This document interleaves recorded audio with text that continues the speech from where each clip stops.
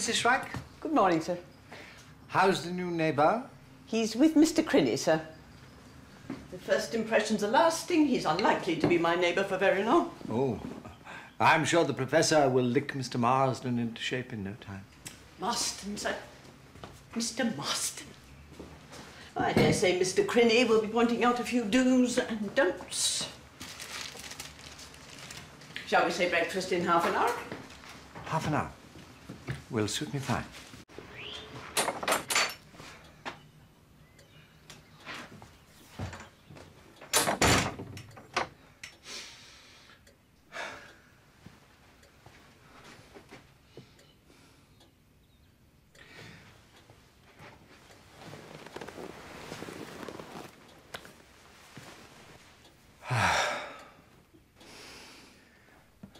The fact is, I'm in love with you. No. I'm in love with you. I've been in love with you since the first moment we met. This may come as a bit of a shock to you, but I don't want to spend my life as your patient. I want our relationship to blossom, if you see what I mean. Professor. Victor. Have you seen Jack? Is he looking for me? He's not been home all night.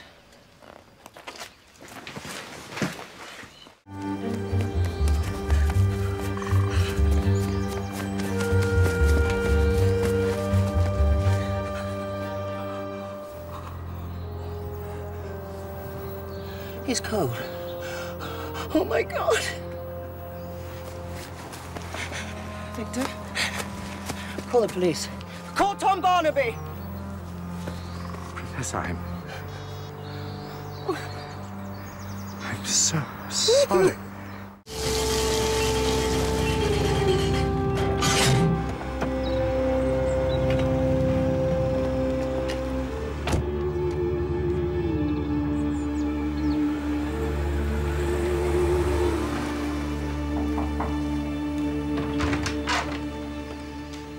Shrike. Dreadful business. Yes. Yes, it is a dreadful business. But this is not a good place for you to be. It's not healthy. I thought your lordship might be ready for his lunch. To be served in the kitchen in 15 minutes. Steak and kidney. Thank you, but what with having just seen Jack dead, I don't think I could face steak and kidney.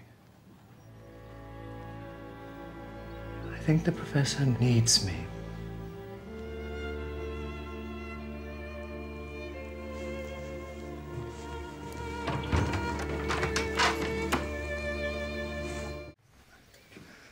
I'm so sorry, Professor.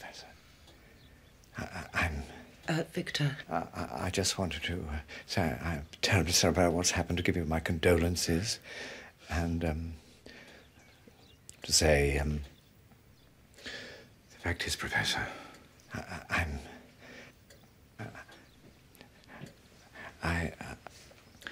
fact is, well, there it is.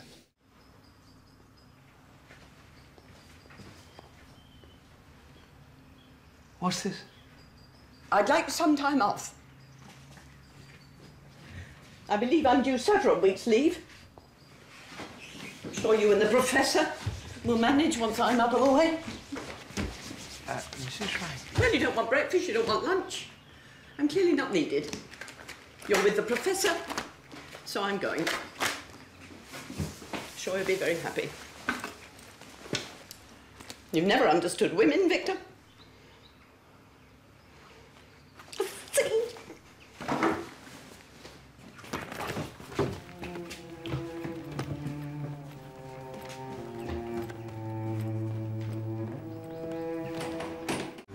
I'd like to say something.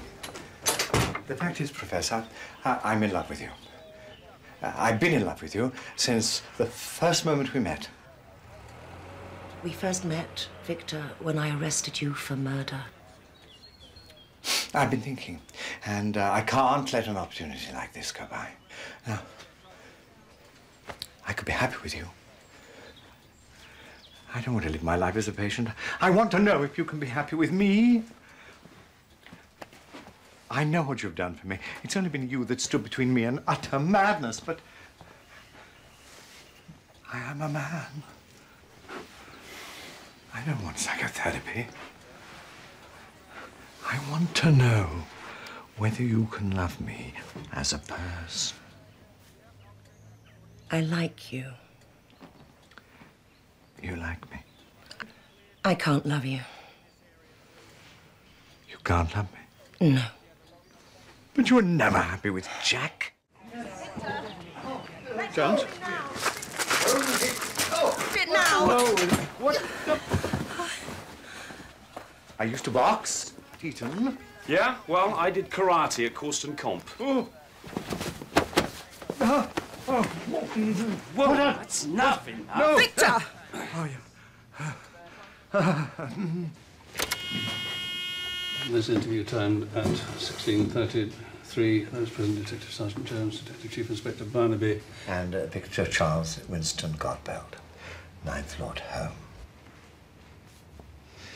Now, Lord Holm, you do understand, don't you, that you are here further to a charge of assault following an incident in the lodge house of Holm Manor? Yes. Well, perhaps it will be best if you tell us in your own words what happened. It's quite simple. I wanted to ask Professor Colby to marry me. I was speaking to her, and the next thing I know, you and the sergeant come barging in, and without any warning, Sergeant Jones is trying to grab me.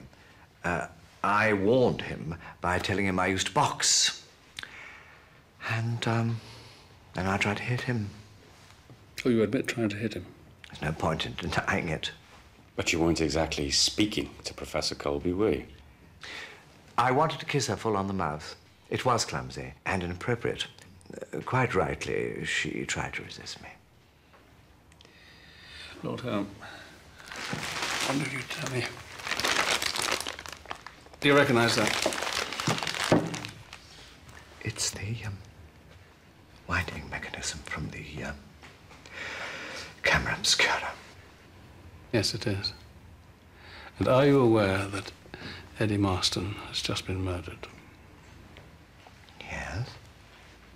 We have evidence to suggest that the injuries to Jack Colby and Eddie Marston were caused by that same winding handle wielded as a weapon.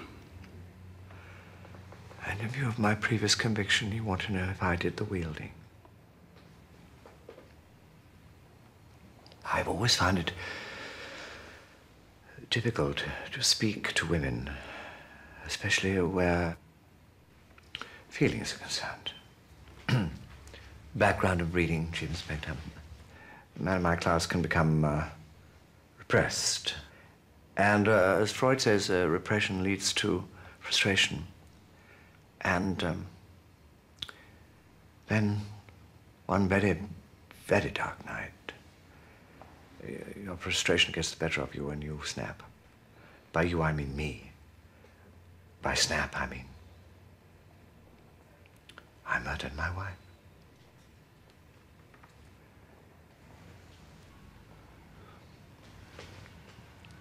I always want the truth to be beautiful, Chief Inspector. Despite the fact that the truth usually hurts. I have no recollection whatsoever of killing Maria. Nor anything else that night. No amount of therapy or coaxing has ever brought any of it back. I have no recollection of killing Jack. Though I wanted him out of Gina's life for years. But I couldn't give a damn about that Marston man.